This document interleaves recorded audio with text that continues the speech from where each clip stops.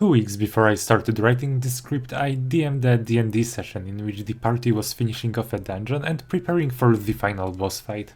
However, back then I had no idea that I'd made a significant mistake, because due to a strictly limited time I had to prepare for that session, I hadn't designed the boss and just utilized a pre-made monster in hopes that it'll work. But in reality it was quite disappointing. That monster basically had traits which I recognize as the worst a monster can have.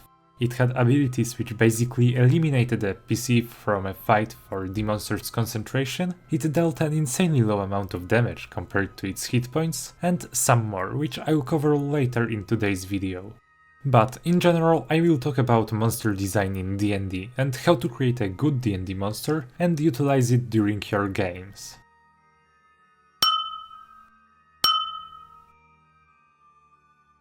The term glass cannon is relatively recognized amongst the RPG community. However, for those of you who don't know its meaning, the term refers to something that is powerful and dangerous.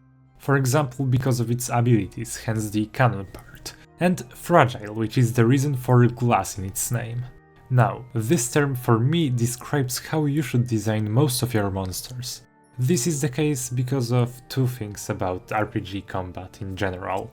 The first one being that the monster needs to be considered a substantial threat, therefore it needs abilities that strongly affect the players.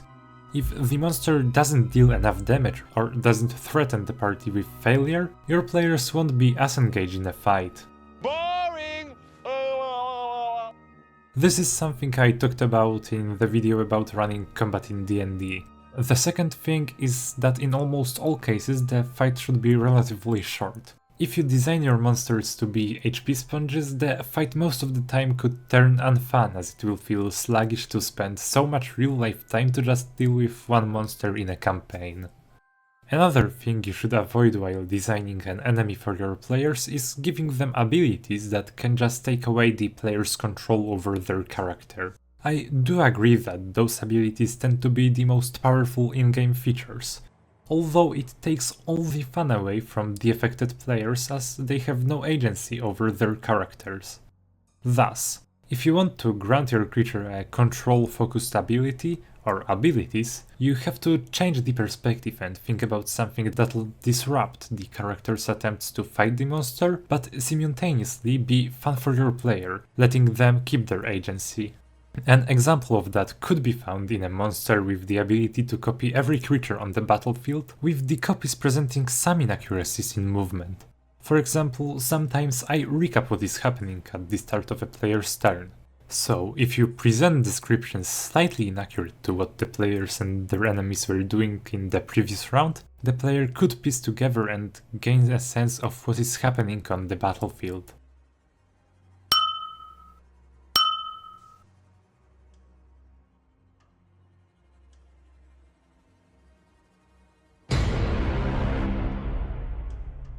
After establishing the basics of monster design, we need to discuss the monster specialization, as the monster's specialities are the things that actually govern it.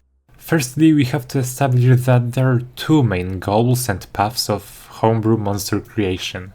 The first of them is a creature made specifically for your players. This is the case where you can create something really specific, granting the monster specific abilities and weaknesses tailored for your party. The second part is making a monster homebrewed for publication. Those monsters should usually be more well-rounded and generally based on a rather interesting, specific concept, but also usable in most situations.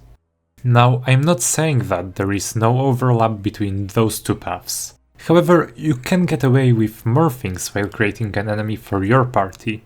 That's because I would assume that no one in your party is going to actually you, if you're doing something not present in the base game rules. So that will make the Case 1 monster kind of easier to create. However, regardless which path you choose to follow, your design requires some unique abilities that make the monster stand out. You can go really creative with those abilities, but please do keep in mind that abilities that will be detrimental for the fun of your players exist and they shall be avoided. However, the monster-specific features are what makes the monster fun and fresh, as it forces the players to think about their approach to a particular encounter and not just use the same brute force strategy over and over again. Now, in case you desire to create a boss monster, I would advise you to add at least 2 of those to the monster-specific stat block, as they should feel like a grander, more dangerous monster. But there's one thing I also have to mention here.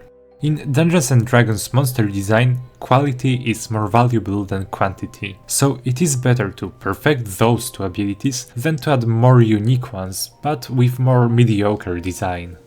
However, the monster does not exist solely on its abilities, and to make your monster the most interesting, it requires some weaknesses, whether they'll be vulnerabilities in a traditional sense or a more nuanced approach to design monster weaknesses. Like, for example, an action that blocks the monster from using its special abilities. Or maybe having the monster be specialized in one form of combat, like getting advantage on attacks when no creature is within 5 feet of its target. Yet again, forcing the players to consider what tactics they should be using against this monster. Now you may ask, okay, but how do I add those features to my monsters? And that's a great question. Firstly, you should consider the nature of the creature. For me, there are 3 main creature types. A creature which naturally evolved, an artificial or magically created creature, and a divine one. Afterwards, you should think about what the creature is supposed to do, i.e. guard a specific place, survive in a harsh climate, or smite the unfaithful. Next, you shall consider how to use this creature in your story, how it can impact significant events, and lastly, shape the monster's abilities in a way that kind of reflects what it's supposed to do, as well as being reflective of the creature's nature.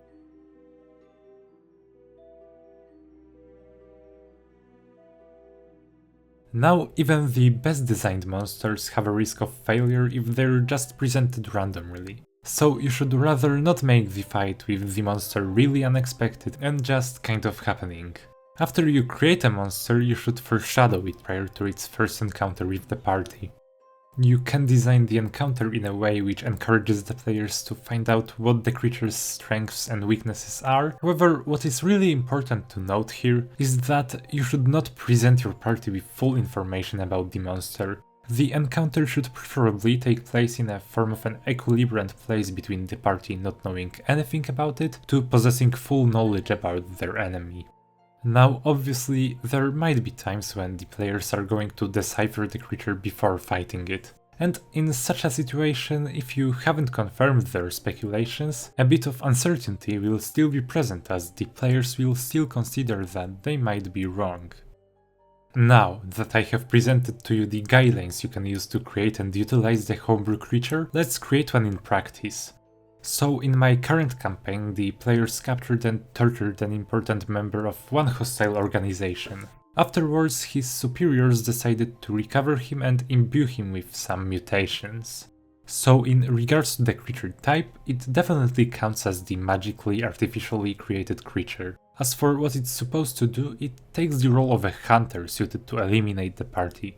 For the story aspect, the monster is located in a village lying directly on the player's path, eliminating its inhabitants who bear any similarity to the party members.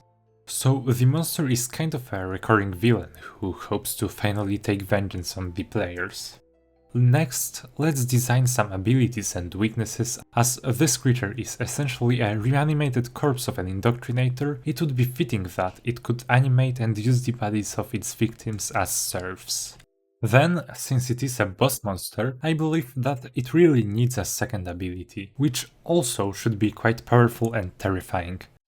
That's why, since the creature is a mutant, an unnatural thing, an ability allowing them to rip off a limb of a character or any other creature and later use it against them seems very fitting. Albeit, this is quite powerful, hence I would either make this a limited use feature or give it a recharge mechanic. Now, weaknesses. First, I quite like the idea of giving this enemy a vulnerability to bludgeoning damage, along with making the creature hunt in the dark, so light could, for example, stun it for a while. And lastly, giving it some sort of a berserker rage when it drops below 25% of its health. In such a state, this creature will try to attack its torturers, having advantage on all attacks against them, but a disadvantage if it tries to attack anyone else, as well as it being basically unable to use its research ability on other creatures. And that is basically it for today's video. Thank you so much for watching it until the end. I really hope you've enjoyed this one, and if that is the case, I would be very grateful if you left a like, comment and subscribe to the channel. It really helps us. You can also join our Discord server, and for now, goodbye and see you next week.